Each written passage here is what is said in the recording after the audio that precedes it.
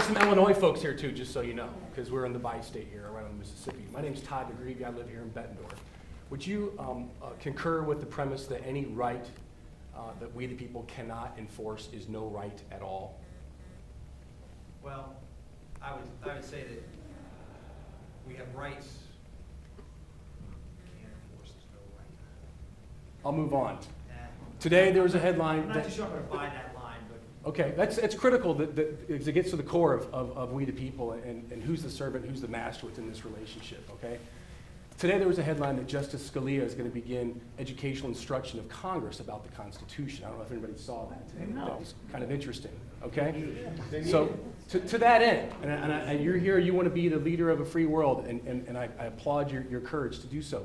Can you share with this audience here today what are the 5 rights enumerated in the First Amendment that the government shall not infringe on the people? well, the first and highest right is the freedom of conscience.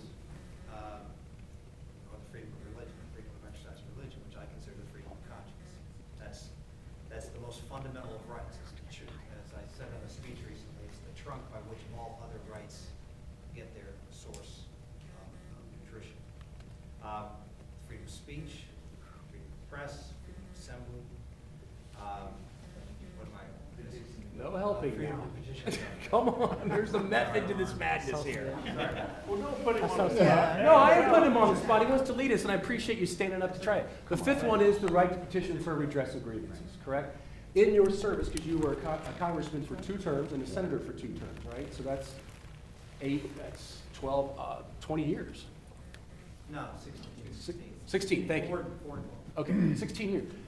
Was your office, any member of your office or yourself, served with a petition for redress of grievances by anybody that you're aware of?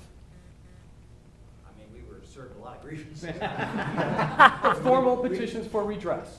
We got petitions, lots of petitions. I don't know whether, I don't know what the language was in the petitions, but we got a lot, I mean, tons of petitions. I would propose to you, and there is a final question here, okay? I would propose to you that many people in America have served petitions for redress of grievance to every member of Congress during your tenure as well.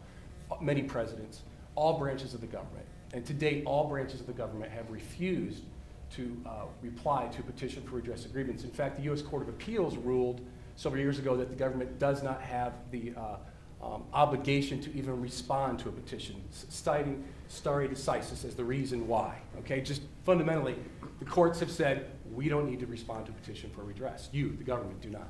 So my question is, Well, I always respond to every letter and every petition I ever got. So You have? Sure, I responded to every letter, whether it was in my state or not.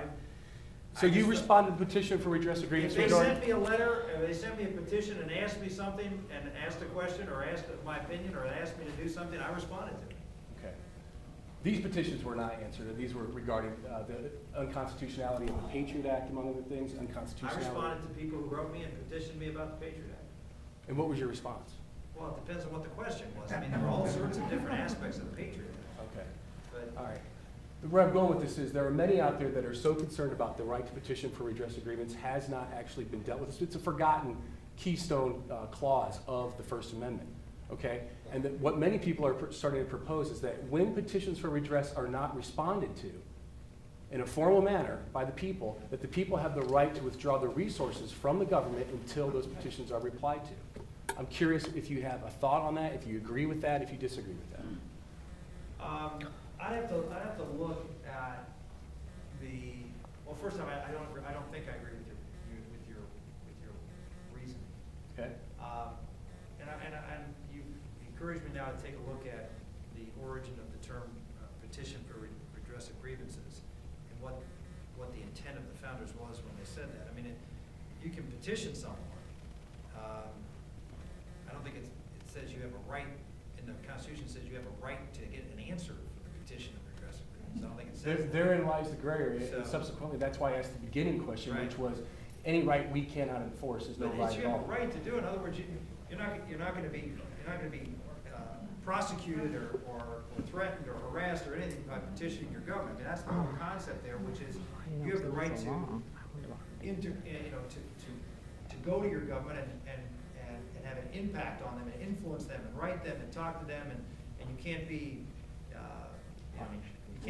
punished for doing so. Unfortunately, I can share with you that in 2006, the Healthcare and Tax Reform Act was passed, and a very little-known clause in it gave the executive branch the authority to authorize the Treasury to create a list of frivolous arguments regarding the income tax. And in that list of addendums that was issued by the Treasury includes the line item, and I'll show it to you, and I'm not trying to do a gotcha moment here. You obviously aren't aware, and many people aren't aware of this. It includes that if you use the argument that petitions for redress have not been responded to as your argument for why you are not dealing with the IRS, if you use that, you will be fined $5,000 over and above anything else. If you use it again, it's a $25,000 fine. I'm not making this up. Well, So your answer, sir, about you will not be punished for asserting yourself is incorrect. That to me would be a violation of the right to petition your government. Okay. If you're Two last questions that are really quick. A, did you read the Patriot Act before you voted for it? I read a thorough analysis and synopsis of that. Look. Okay, I understand. That's fine. Last question, because time is short. Just understand, it's very important to understand. Reading a bill, and there are lots of times when you read a bill and it says amending subsection this to this, and unless you have the subsection in front of you, then you don't know what's being amended. So what you do is you read someone who actually has gone through the bill, pulled all those things together, so you can actually read what it means as opposed to what it says. It's a challenge. Now, in that case, you have to trust your staff that they're putting in all the right things, but that's why you hire people that you trust to serve. Last question. If you were president, would you commit to not hiring somebody that has worked for Goldman Sachs to be involved in your cabinet or your treasury? Oh, Todd. Yes or no? That is a wrong answer. Yes or no? I think I can make that statement yes. Okay, thank you. You got some points there. I have big problems with the legacy of Goldman Sachs people. Beautiful question. Thank you for that last.